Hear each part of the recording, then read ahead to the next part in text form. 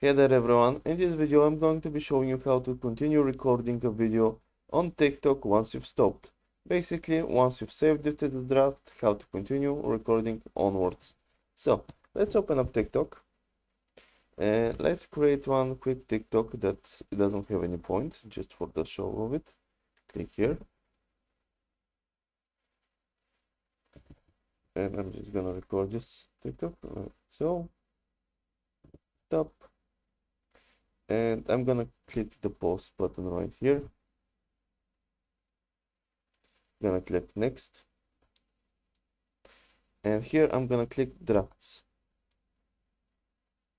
So now I'm gonna go to my profile here, and you can see I have two draft videos. Click on the folder and let's open the first one.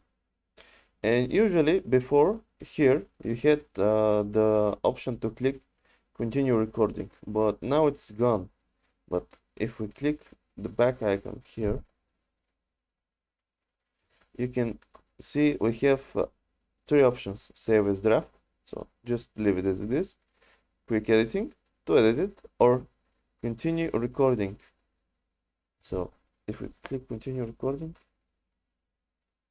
and it doesn't start recording immediately, as you can see, and you click the button again,